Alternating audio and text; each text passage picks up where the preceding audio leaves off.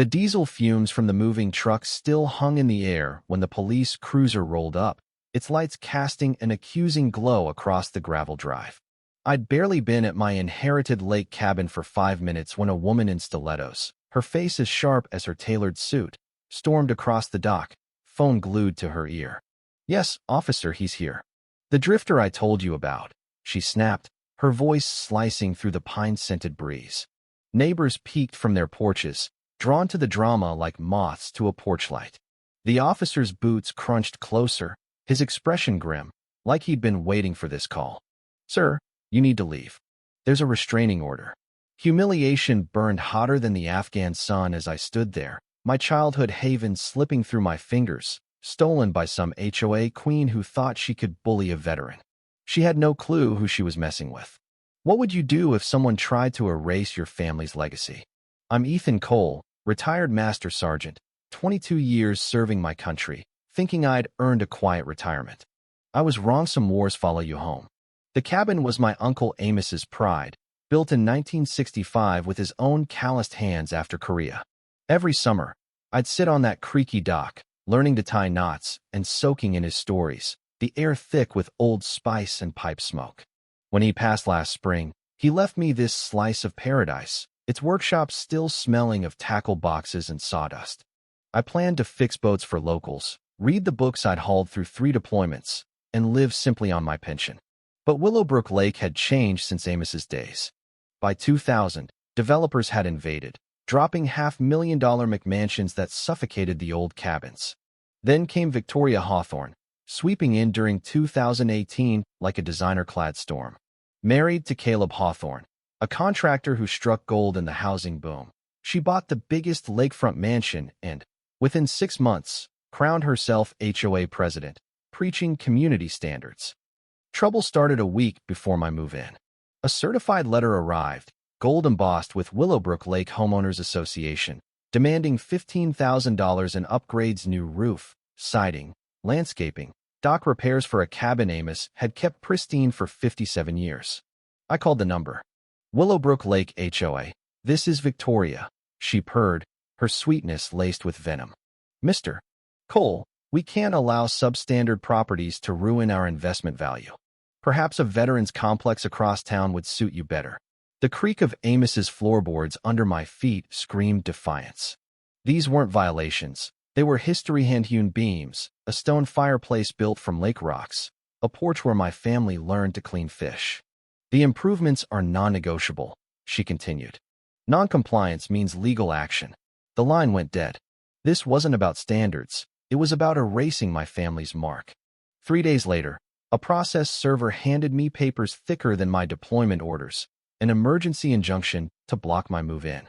Victoria had hired a law firm that charged more per hour than I made in a week.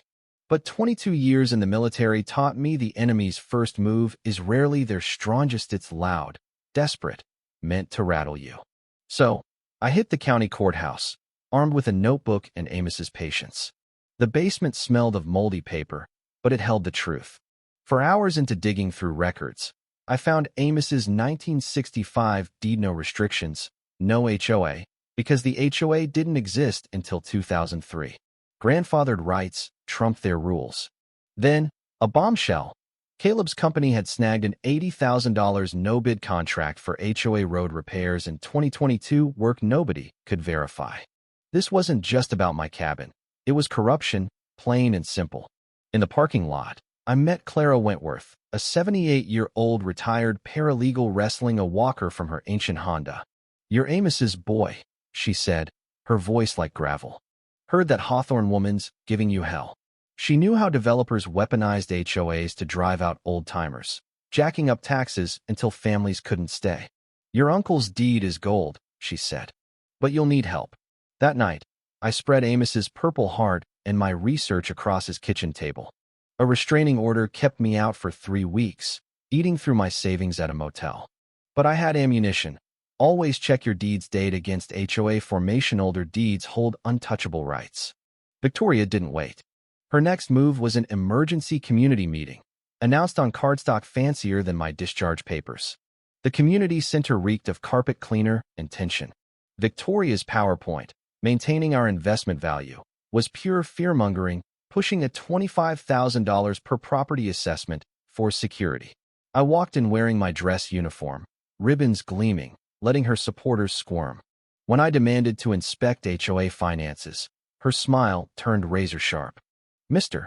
Cole, you're not an official resident," she snapped. Clara's walker tapped the floor. "Any property owner can inspect records with notice," she countered, citing Robert's rules. The treasurer, Leonard Price, looked like he'd swallowed a grenade. Whispers spread. Caleb's repairs were ghosts, and Victoria was targeting my cabin for her investors. Escalation came fast. A county inspector, Neil Carver, showed up at the cabin, citing anonymous complaints about the dock, wiring, and foundation $40,000 in fixes, conveniently tied to Caleb's business card. I drove to the VA, where caseworker Sandra Lopez laid out benefits, tax exemptions, 0% loans, and historical preservation status for Amos's cabin, which could block forced upgrades. Then Clara called, voice electric. "Get to Dorothy Ellison's now." Dorothy, a retired teacher, spread records across her table. 3 years of HOA minutes showing Caleb's $300,000 in no-bid contracts for non-existent work. A recorded call sealed it, Victoria bribing Leonard to cook the books. $10,000 cash. Harold, think of your wife's medical bills. Outside, Caleb's crew accidentally broke my water line, but Clara's trail cameras caught it all. The game changer was a 1965 charter, signed by Amos and 11 other founders, granting perpetual lake access rights. Any major development like Victoria's $2 million marina needed my signature. She'd sunk $300,000 into plans, buying up lakefront properties, but my cabin was the last holdout. Threats intensified. Anonymous texts, Caleb warning. Bad things happen to stubborn people. Suspicions grew about Amos's heart attack. At Clara's, we planned with Major Elena Ruiz, my old Afghan comrade. Our strategy: legal complaints to the state, VA loans, community heritage events, and surveillance. Leonard defected, handing over recordings of Victoria's threats against his wife's meds. Then, at 2 a.m., I heard glass shatter Amos's hand-blown windows, spray-painted with military scum. Cameras caught Caleb laughing. Victoria even weaponized the VA, filing fake mental health reports against me. The final showdown came at another HOA meeting, staged like a kangaroo court. Victoria's slides painted me as a deranged veteran, using fake social media posts and a forged VA letter. Dorothy stood, voice steady. "Let's hear some recordings." Leonard's phone played Victoria's bribery, clear as day. Caleb lunged for the exit, but Police Chief Daniel Bowman entered, badge shining, with FBI agent Emily Park. "This isn't an HOA matter," Bowman said. "It's racketeering." I held up the charter. "This voids your marina." Leonard confessed everything. Handcuffs clicked on Caleb for vandalism and fraud, then Victoria for embezzlement. The room erupted in applause, fear giving way to relief. By Saturday, I woke in Amos's cabin, coffee mixing with pine air. Neighbors rebuilt what Caleb destroyed, launching the Amos Cole Scholarship with recovered HOA funds. Caleb got 3 years, Victoria, 5. The Veterans Day fishing tournament now draws crowds, and my boat repair shop thrives. New HOA rules transparency, competitive bids restored the community Amos loved. State laws tightened, protecting veterans. Across the lake, barbecue smoke signals new friendships. Amos's Purple Heart sits on the mantle, a reminder: document everything, stand firm, and fight for home. Share your story. What's your fight?